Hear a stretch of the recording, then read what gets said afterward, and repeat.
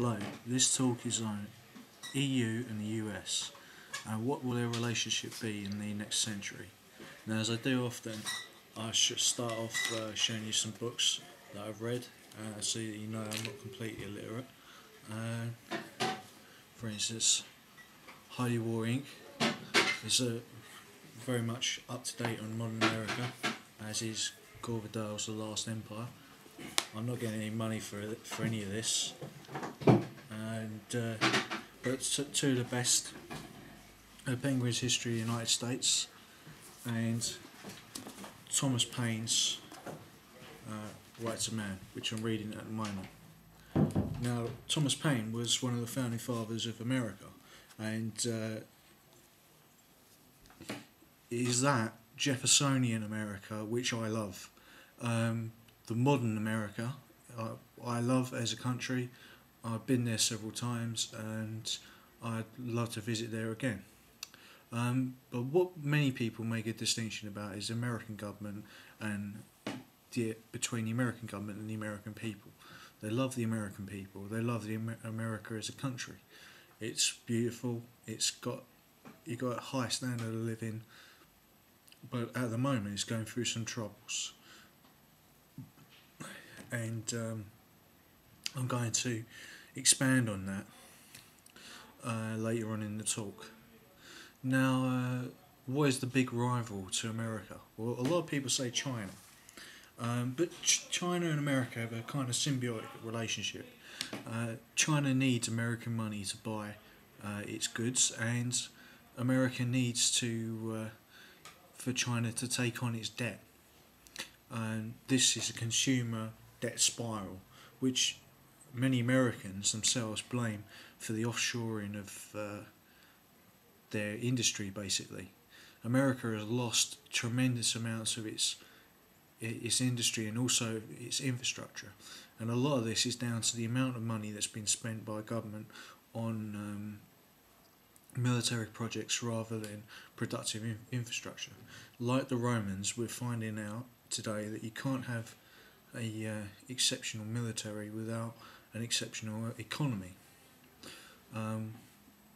This current credit crisis was started by overinflation.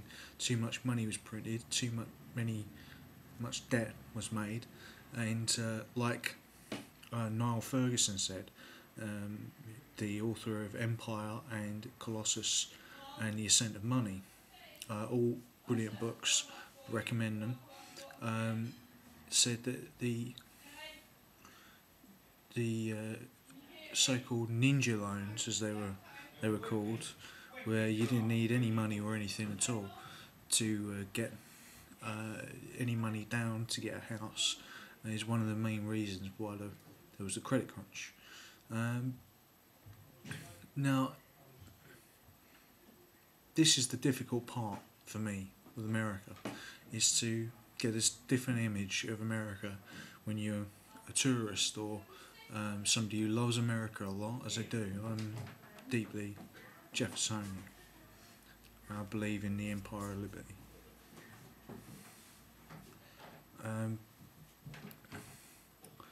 When you find out that the American government is particularly affected by certain interest groups, namely the Israeli lobby, I think that between the end timers in America and the Zionists in America, as Peter Hitchens has said, and also some other unpleasant groups, really believe in an apocalyptic scenario, and there is an apocalyptic current that runs through American culture right from the start. You can't divorce yourself from that. This is perhaps why the Americans are more quick to try and find quick solutions to difficult problems. Now, the EU has a lot more to do with ways of, I'm talking in a sense of two different ways of thinking. And the EU has more focus on the actual outcome, not the way that it's done. not the method used, and then the EU is basically run by Germany, and personally, I think that's actually a good thing. The Germans are another people who I've got a lot of respect for, and they're a social democratic people. They're open people.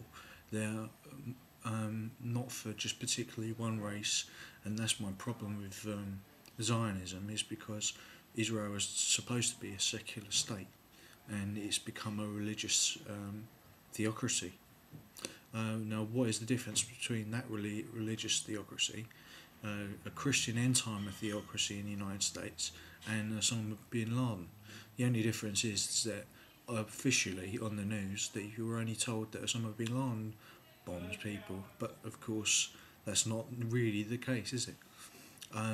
When you've got religious fanatics, whatever their religion may be, and they've got access to nuclear weapons, that makes me uncomfortable. Now, we talked a lot about the United States, and I've only got a little time left. The EU has just really become a major superpower, and its relationship with Russia, which is a military superpower but not an economic superpower, is also very interesting. Will it be that America and China will be offset against Russia and the EU? Germany has most of its trade with Russia. England has most of its trade with Germany and the EU. The EU currency is actually getting to be seen as almost as strong as the pound, stronger than the dollar. Could it become the next world reserve currency? These are all things that could happen. A lot of people talk about the fall in the German demographics, the lack of birth rate, but they're not taking into account the millions of ethnic Germans who are coming from Eastern European, and also many non-Germans and many non-EU citizens who are coming to Germany in immigration. Also, the European demographic curve has got about as low as it can, and as it has when the wars of Reformation happened, where Germany lost 50% of its population, there has to be a point at which it climbs. Now, there may be something to do with war guilt, because of course, being English, I will always focus on the fact that we won the Second World War. That's become our religion.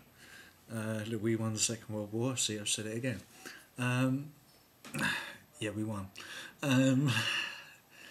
But as the Germans' generations get further away from that, and they're not going to be concerned, the average young person probably doesn't know anything in Germany, doesn't know anything about the war any more than an American or a English person does, and they're not going to be concerned about that. They're going to go off, they're going to lead their lives, they're going to have children. So you can see that perhaps England will probably be the biggest country in Europe for a time, but Germany will bounce back. They've done so before, they will do again in the future, and the EU as a economic superpower I can only see growing. Now, I hope the Americans get back to their Jeffersonian principles, and I hope the Americans learn from what they had a brilliant start and become the empire of liberty that they're supposed to be. At the moment, the EU has become an empire of equality and of liberty, and this is something that I think is a brilliant thing. I would love the West, America and Europe, to be together and against people like Al Qaeda, to help the Israelis, secular Israelis, be the ones who are in charge over there, and also to help the secular Arabs who are in Palestine to be in charge over there, rather than the two last Semitic peoples blowing each other up, which of course would be the most anti-Semitic thing of all, that there be no Semitic peoples at all.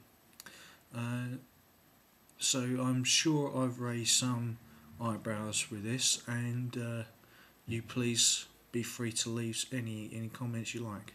even the silent ones. Cheers.